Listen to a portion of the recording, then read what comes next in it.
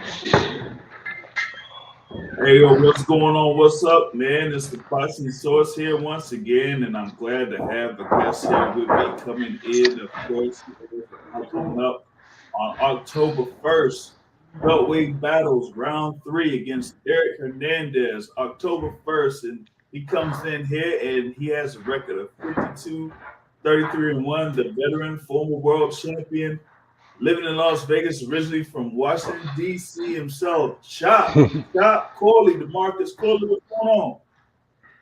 Ain't not much, man. How your day going? Man, I'm going good. all good, all good. Like you said, man, preparing for your fight October 1st. Back in your hometown once again here. You had fight there last year. So you know how it goes when you come into your hometown and everything. So how you looking forward to it? uh, it's like a homecoming for me. It's a celebration. This fight number 87. Here to make a statement. Knock this guy out just to show him he shouldn't have never took the fight with me from the beginning. Oh yeah. I know that you had your last fight there, against Linwood Dozier. Now you're here against Eric Hernandez. He's coming up here, and I know that he's had like a few fights himself, but he doesn't have anywhere near the level of experience that you have. Fighting multiple fighters, multiple weight classes in different styles. So I know that you pretty much like have a mixed bag of goodies, so to speak, ready to ring. Yeah, my game plan is to drown him early, not even to take him into deep waters. The fight's scheduled for 6 rounds. It was scheduled for 8, but they Mhm. pushed it to a 6-round fight. So my plan is to drown him within 2 rounds. There's no need for me to go 4 to 6 rounds with this kid. I call him a kid. He's 20 some years old, but he's still a kid to me. Yeah. I mean, given that he hadn't really had that much experience, I guess, as a professional. So, and like I said, with it being now updated to a 6 round bout, hey, it's like you have a quick start, quick finish. Like get in there, get him, and get on out of there. Well, the young kids, they always start off out the gate fast. So I got to make sure I start out the gate fast, even though I'm an older fighter. Oh yeah, no doubt, no doubt. And like I was saying, I mean, this is like the second consecutive time you'll be at that entertainment and sports arena in Washington D.C. And like I said, this is Beltway Battles Round 3. Round 2, you were there against Linwood Dozier, and I was there in attendance, for that particular bout. You pretty much gave him a lesson in that one as well. So, like, how was it having that experience there for that last fight? Against Linwood Dozier. For the Linwood fight, it was just me taking Linwood to school. He was a much bigger guy. I moved up the weight to fight him. I knew I had more skills than him. I can outbox him, out slick him, and everything. So it was just taking Linwood to school. But this fight right here is more like a punishment that I'm going to give to Eric Hernandez because it's just frustration built up inside me. I just got to release. Oh man, so you had like a whole bunch of pent up frustration. You're like, oh man, this guy here, he coming here, he trying to step up and face me. No, I gotta teach him a lesson. You know what I mean? Yeah, I mean, we had a couple other opponents before it was Linwood. There was another young kid named Mac Allison out of Baltimore. We were going to fight him, but I think he has another fight that he's taking on before this one. So that opponent fell out. So we got Eric Hernandez. But the game plan is to punish whoever they put in front of me. Yeah, gotcha. And given that you're in well actually two fight rich towns. Of course, you reside in Las Vegas and you're originally from Washington D.C. But given that you're from D.C., that has like a rich history of fighters there. Like whether it's veterans and former world champions such as yourself or up and comers. And I know that you kind of like dealt with a few young fighters along the way here. So like, is there like any of them that you like kind of like talk with while you're doing your thing in the boxing ring? I try to stay in touch with a lot of the fighters out in the DMV area, but a lot of them don't want to seek information from an older fighter unless he's old, like 60, 70 years old. Mm. They look at me like, Chop, he's not that old yet. So I don't have a lot of wisdom to give them, but I do because over the years you can see it's been dedicated in my work. 87 fights coming up, fighting at the same weight class for 26 years. There's a lot of knowledge that I bring to the table when it comes to eating right, taking care of your body, doing the right thing. Yeah, and that kind of like requires a whole lot of discipline. Like you said, fighting at the same weight class for 26 years. We kind of like see these days. That people can't even stay within weight for about 2 years. So like Right. having that type of dedication, having that type of discipline to stay within weight, keep your diet or your regimen, whether your workout regimen, whatever you eat, or however you work out or something like that. That takes a lot, and I don't think that a number of the younger fighters that are coming up or just young pros kind of like understand that. No, they don't, and they're not willing to put in the work of discipline, eating right, and getting the proper rest, and just constantly just gym, home. That's the life that I live right now. Yeah, yeah, gotcha. And I think that's part of the game as far as like being a professional. Is that you have to, how like people, be at work, they have to clock in, do the thing, and clock out. When you're a professional fighter, you gotta clock in, basically do your thing, whether it's working out, training, sparring, running, calisthenics, all that type of stuff, to get the most out of what you could do once you're, in the ring for your fight. So I'm not sure if like a number of these younger fighters kind of like understand that and kind of like think that they could get to, I guess, the top, whether it's for titles or for the money really quick, but don't even understand the game when it comes to just being in the gym first. Yeah, they don't look at the longevity in the sport of boxing. They take a quick route at, I'm gonna make some money. I'm gonna try to become world champion. Um, After I became world champion, I started looking at bigger goals, was being multiple time champion, and then after I won a couple more titles, then thought about the Hall of Fame. That was my legacy right there. My goal was to be inducted into the Hall of Fame, so I started collecting more fights and winning more fights. Never thought I'd be at 86 fights.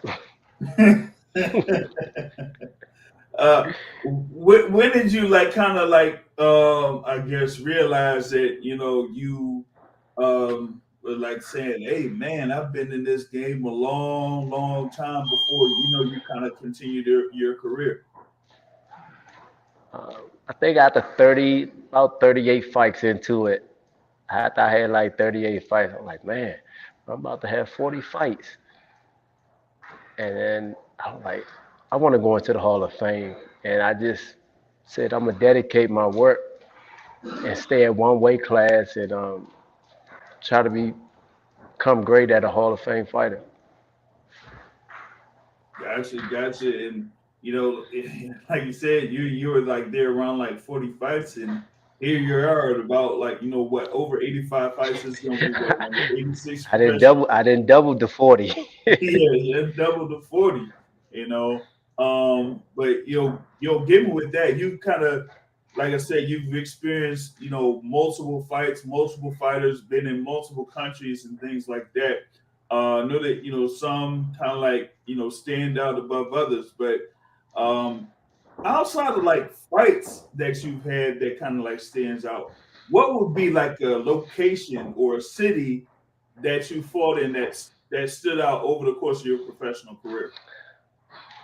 It would be Kazakhstan when I went to Russia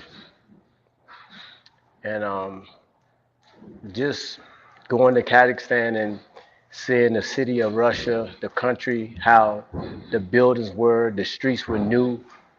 They had everything the city wasn't no more than like 10 years old after they had finished rebuilding the streets and the Mm. buildings. Everything was new. They had Christmas lights up throughout the whole day. At nighttime, they turned the lights on, and it just was a beautiful sight to see. Oh man, yeah, that's like kind of something there that, yeah, that I mean, I haven't like experienced something like that, especially going to the Far East like that, and having that type of experience while being able to fight in that type of atmosphere, but like given being at that particular location, given the timing of that, like that also you have to adjust to the weather and the time change there too. So that kind of like makes it a good amount of adjustment. So like when did you kind of like show up there like a Kazakhstan to kind of get used to the time change and the weather? Most of all, the fight was mostly on a Saturday night, so we would Mhm. get there most likely on a Tuesday afternoon, between Tuesday night and early Tuesday morning, so we can get adjusted. Oh yeah, so you'd have like a few days or a couple days there for you to get adjusted, and then you would have the thing for like weigh in and making sure you're Press conference, yeah. there at press conferences and that type of stuff, media things and whatnot. But at the very least, the thing for the weigh in, you wouldn't really kind of like worry about that all too much because you're pretty much on weight anyway, so it wouldn't matter, you know. But yeah, kind of like having that type of experience. That's like a something that few fighters kind of like experience that. So you basically travel all around the world, have fights all around the world that a few others just don't even have that type of experience there. While they're a professional fighter. Yeah, I'm still traveling, looking to go back out the country next year. Oh man, so you had like another fight planned outside of the country there, man. Is there like a country that's being put up there as far as like where you could be at? We may go back to Jamaica or maybe another fight in Russia. Yeah, Jamaica. That would be a good one. That would be a good one. I've been there a few times, Montego Bay, Kingston, and that type of stuff. I love that country, man. That would be something there, man. They got But some good food over there. I know that. oh, for sure, for sure, oh, for sure. Seafood there for me is top notch. So I mean, once I go there, I make sure that I get the seafood out there. Go out by the beach, and then they have like restaurants out there by the beach. And you get seafood, and they get fresh fish, fresh lobster, all that. So I definitely look forward to that. Each time I go to Jamaica, there, man. Yeah, going into well, back into this thing here, October 1st, Entertainment and Sports Arena in Washington, D.C. against Eric Hernandez. Part of the card there, Beltway Battles round three. Like I said, there's like, multiple fighters that will be included in there, particularly in the Washington, D.C. area. So we have like a lot of them: Dusty Hernandez Harrison, Anthony Peterson is going to be there, Sharpshooter Outlaw, Kobe Soldier Green, like a lot of them. So, what is it to like be part of a card like that has a bunch of fighters featured that are from the Washington D.C. area? It feels good. I'm glad I'm not the main event. I don't like being the main event because I don't like fighting last. I like to Mm. fight and then go in the back, change up, and come out and watch the other fights. Oh, for sure, for sure. Yeah, you'll be able to check out what's going down out there and things like that. So yeah, I know that you pretty much was doing that in the last installment, and I know that there was a one point where you had your fight, and it was pretty much midway through the card. Uh, but after your fight, after you got the decision win, you got on the mic and you did call out a young fighter to see if you were going to be able to teach him a little bit of a lesson there. And yeah, I thought that was kind of one of the good moments out there. You know what I mean? we had Jalil Hackett out there too. So I know that you kind of like talk and work with him from time to time over the past few months or so. Yeah, that's a great friend of mine. Great kid, young fighter. He's a much growing young man, bigger than me now. We actually spot each other several times over the years, and he just grew. I didn't think he'd be that big eventually, but this generation, the way the kids are growing now, he's a much bigger guy, stronger fighter. I take my hat off to him. I look forward to him getting ready for his upcoming fight. He's with Mayweather Promotions as well. I take my hat off. Look forward to him doing great things, and hopefully get a title shot soon. Yeah, he's they're under Mayweather Promotions. He has his father there in trainer, Coach Bernard Hackett. Doing this thing, and I know that Mayweather Promotions there with Leonard Ellaby there, and the team definitely direct them very well with that. So going back to you kind of like working out there in Las Vegas, Nevada. I noticed you had the thing there, working in the gym in Las Vegas. But like, how was it kind of like in the atmosphere? Because for me, like, especially around the summer, like, man, crying and I'm like, oh my gosh, it's not that it's hot, but it's just dry, So it's kind of like a different type of heat sometimes. Like I've been over by, Vegas around the summer or Arizona around the summer.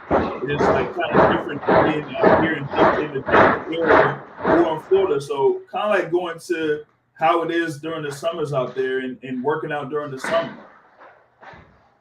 I like the heat. The heat doesn't bother me. It's just some gyms they have everything closed off, and it be 100 degrees in the gym at that Mm-hmm. time. That's when it bothered me. But Mm-hmm. anything in the 90s, I'm good with. It's just when it's 100 degrees in the gym and you have no circulation, it's a little bit too hot there, and I need to breathe because I don't like training in clothes. I train in spandex and a t-shirt. Yeah, just having like light clothing all the way through, so to speak. So you don't really want to have something like too heavy or anything like that, or something like like what I got on right now, like black.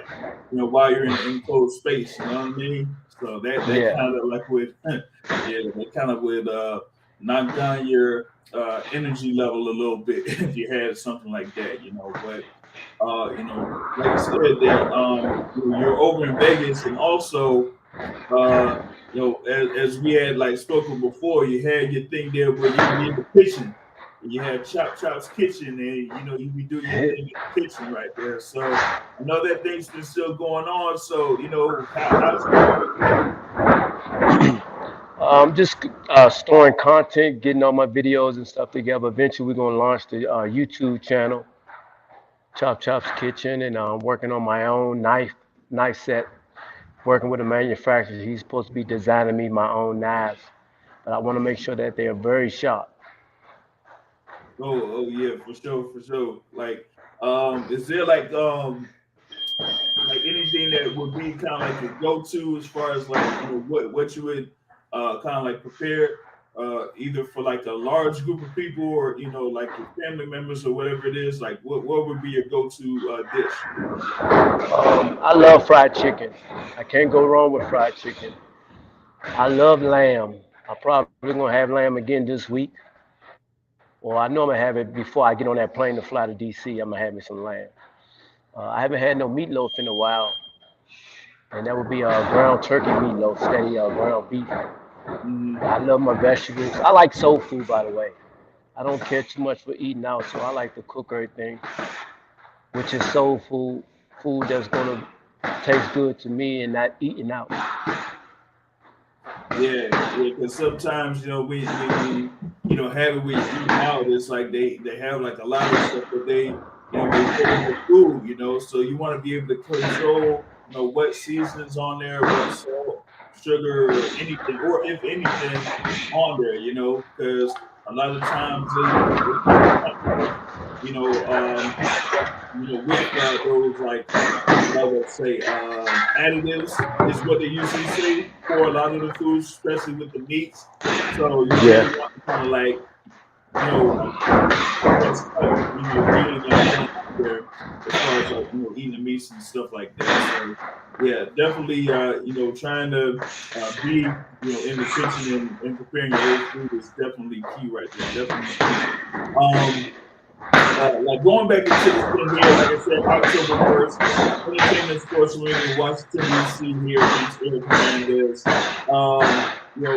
I know that you kind of like had like what has it been like a few fights within a few years, but with that being said, like you still be in the gym pretty much like every day because like you were saying, you pretty much been around the same weight for around 26 years, so being in the gym had to be a definite factor in that, especially going over the last 4 years or so. Yeah, my job is to stay ready so I ain't got to get ready. If I'm gonna do boxing, I'm gonna do it full time and not part time.